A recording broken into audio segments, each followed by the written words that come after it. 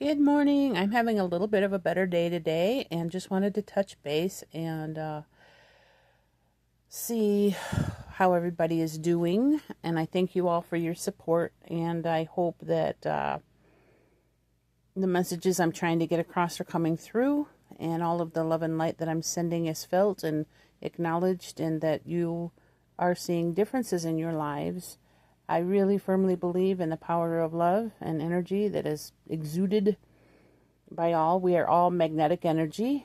We all have a field of about 6 feet, even when we're not consciously thinking of it. So if you've ever gotten into a room and there's somebody near you and you kind of feel their negative juju, it's legit. Or if you felt somebody's positive vibes too, that is also legit. I also think that when you send energy, there's no distance. And I remember when I lived in England, my mom lived in Florida, that we would pray for each other. And the biggest thing that kept me encouraged then, when I was just an infant still, I was in my early 20s, 21, 2, 3, that she always said there's no distance in prayer. And another thing that used to really keep me going is when I looked at the moon at night, that I knew that the same moon was shining on her and all my loved ones. And it's those things, that ways you learn to cope to stay together. So when I was 21 years old, I had a baby and we moved to a different country when the baby was 8 weeks old, my oldest daughter. And there I was with no friends, no family, no support network, nothing, just me and this brand new baby. And I just basically had to fend for myself. When we lived up on the third floor, we had one car. We made about $8,000 a year at the time. And my husband worked what they called a swing shift. So for 3 weeks, he would work first, 3 weeks second, and 3 weeks third. So that was a lot of time I was on my own.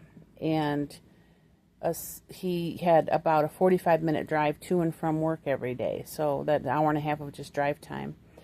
And it was a very strange, lonely, but yet I was too oblivious to even be lonely. We had a beautiful apartment. It was a 3-bedroom, 1.5 bath flat, which literally, it was funny, one of the bathrooms was a toilet basically in a closet. And then I don't remember, I'm pretty sure there was a sink in there, but it was a nice layout. But like I said, it was on the third floor, and it was difficult for me to carry the baby up and down the stairs with her car seat or with her we called it a bucket, but the little car carriers they used to have back in the 90s. And I stayed home most of the time. And I remember initially, we had a couch that was made out of foam. We had some of the furniture that was left there and came with the rental property itself. We had a little tiny balcony.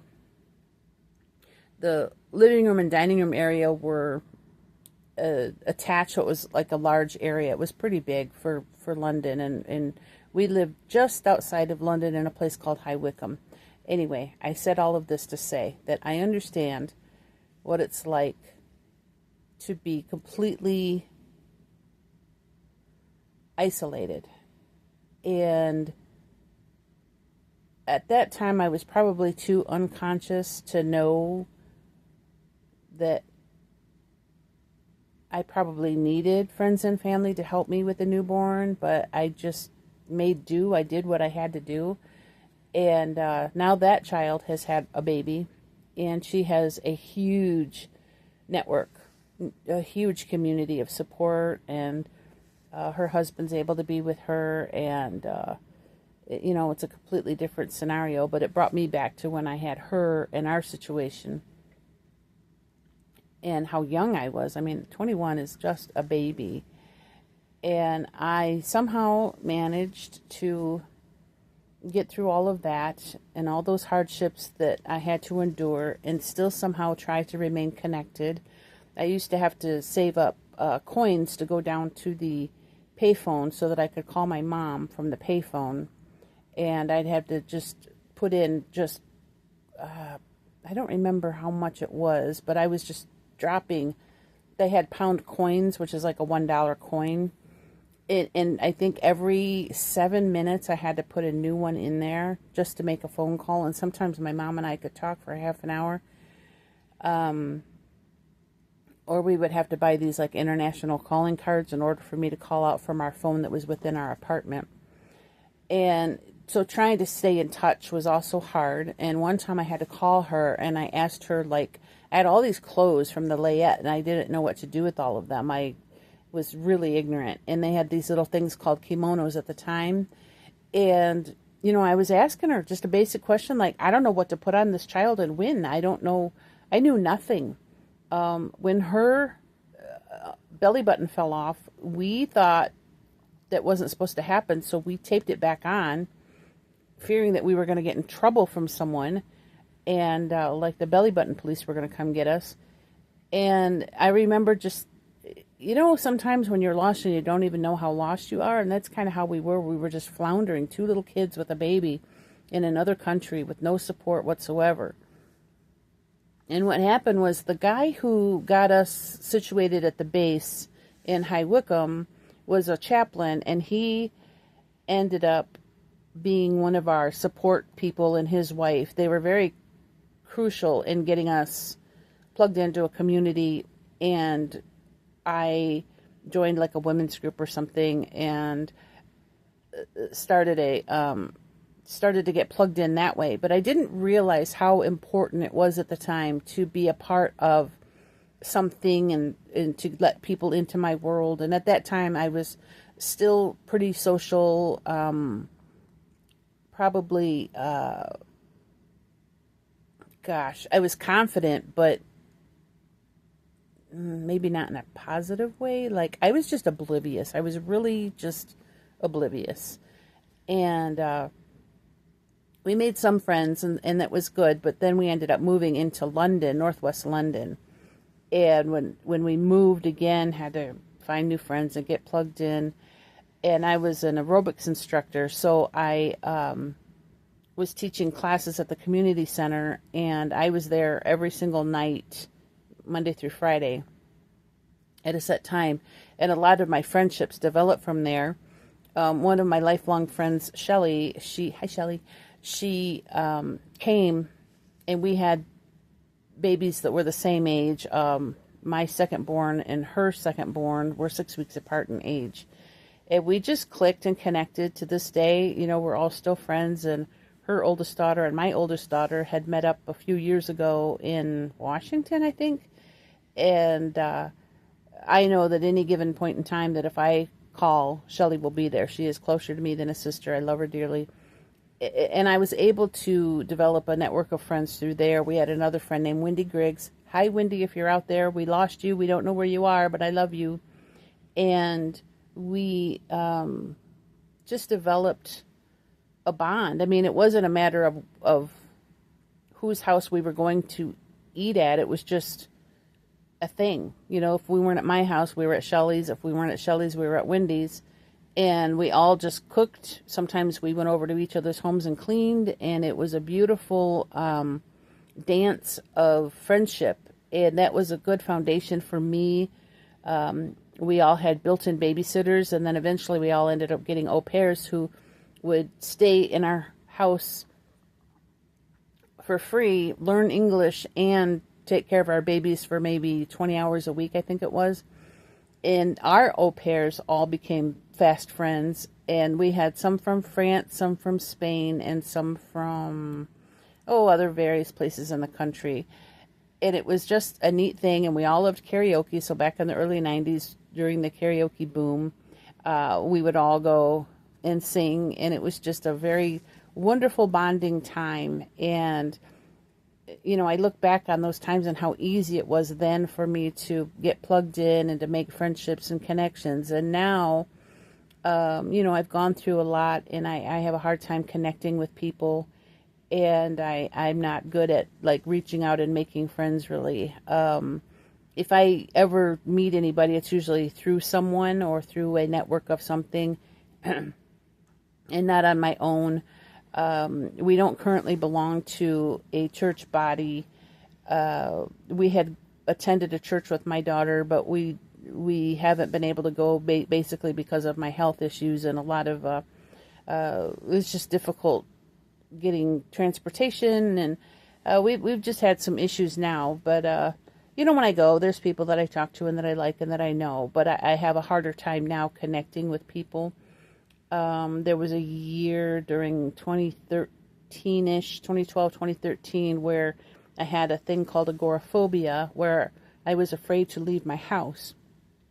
Even to check the mail, I had to open the door, I'd look outside, make sure nobody was anywhere that I could see them, and then I think it was 5 steps to get from my front door to the mailbox. And I would rush out, grab the mail, and then run back in. And I'm not exactly sure what I was afraid of, but I know that it was a debilitating fear. If I went to the grocery store, I had to go in the wee morning hours when nobody was there. And even if there was like somebody doing stocking in an aisle, I would just skip that aisle, and then I would come back around when they weren't there. So, I've suffered from a lot of things like agoraphobia. That was really rough, and I'm not even sure what I did to get out of that. Just little by little, I think I forced myself to function again. And I still have tendencies to get anxious if I know I'm either going to meet someone or be in the presence of someone.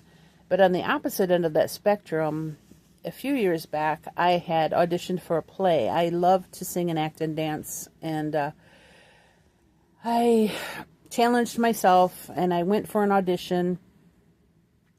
I got the part, and it was a paid role, and I was able to tap into my abilities, which I love to sing and act and dance, and it was a wonderful experience, and I met a lot of people, a lot of really good friends, and got out of my comfort zone. Unfortunately, the night of the performance, I ended up coming down with some ailment that prevented me. My doctor put me on complete bed rest for like 3 weeks at that time, and I was unable to go.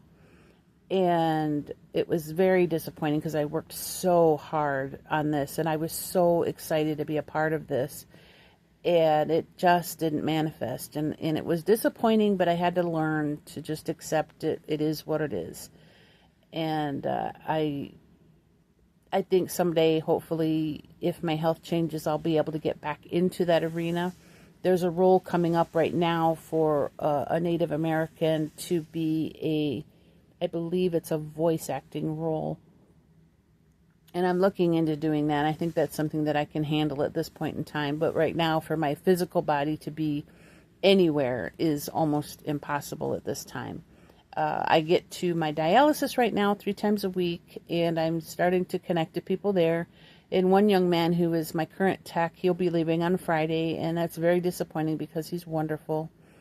And, again, I'm learning to plug in, but it is not easy for me. It is not a comfortable place for me to be, to meet new people or to make connections. I really don't know how to do that. I don't know how to connect with people. I don't know how to call people or reach out or to meet up or to do things like that.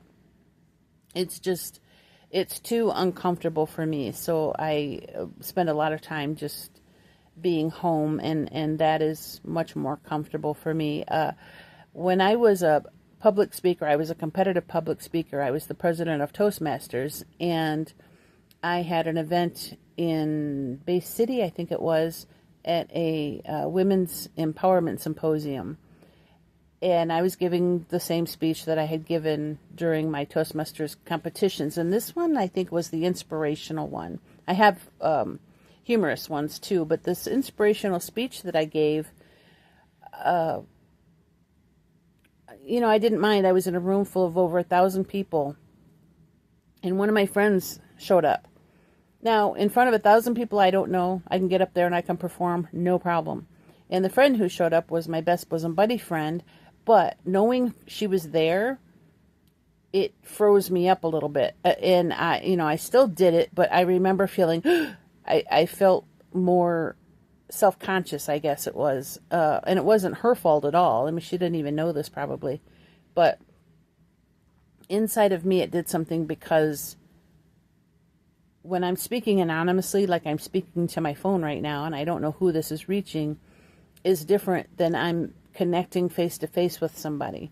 And I'm not sure what the disconnect is. I just know it's there, and I know it's me. It is never the other person. It's always me. And, it's something that I deal with, and it's something I can get through. If I were to meet you face to face, I would go into what I call my Toastmasters mode, where I can kind of put on, I want to say, a force field. I just have to kind of gird up my loins and just kind of get through it. Over the years, I have made some friends, like my former art teacher. When I met her, it was through John, and we went to art class, and it took me a while to just kind of open up. But once I did, then she became one of my confidants, basically, where, I knew that I could go deeper with her, and there was a level of trust, and she was very sound in her judgment. And, it's not impossible, but it's harder for me to do things like that. I have probably major trust issues, and I try not to dwell there, though. I try to give everybody the benefit of the doubt, and I have to tell myself constantly that nobody's out there to hurt me, nobody's out to get me, nobody's out there to stab me in the back or hurt my feelings. But having the background that I have, I'm super sensitive. I have an intuition that I sense things, and my body can read people in a way, and sometimes I might get messages about them, and they feel like little emails that drop into my mind. And I'm not saying I'm psychic or anything like that. It's just an intuition or a gut impression that I get. And I'm very reserved.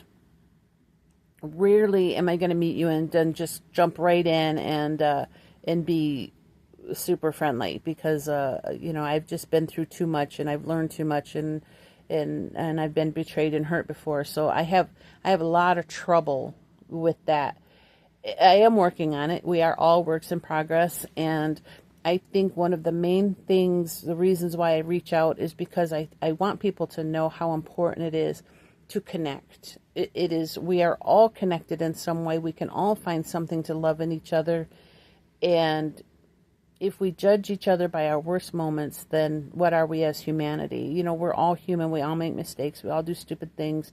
And it's trying to see beyond that and get to the core of the heart of the matter. And I just want to encourage you today to try to reach out and make those connections.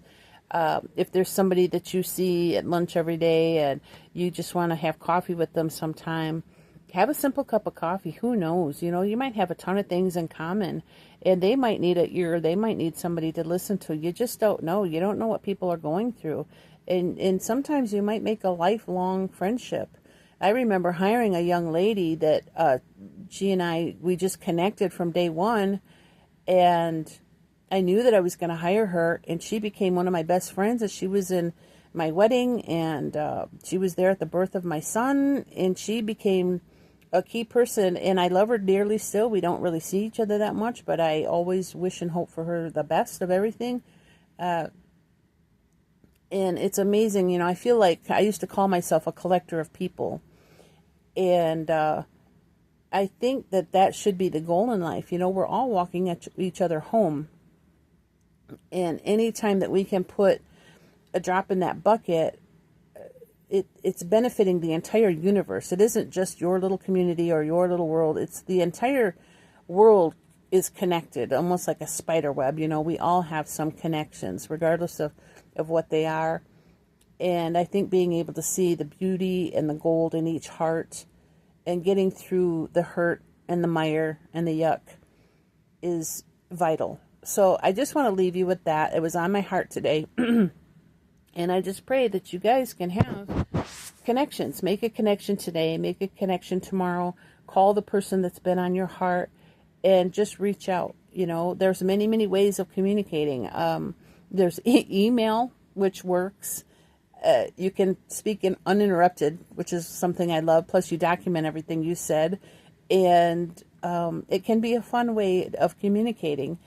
And I just think it's vital. It's absolutely vital right now for us to unite and to reach out and to love and to allow others to love you. So you are lovable, regardless of any of your circumstances. You are lovable, and I need you to know that. So, love you.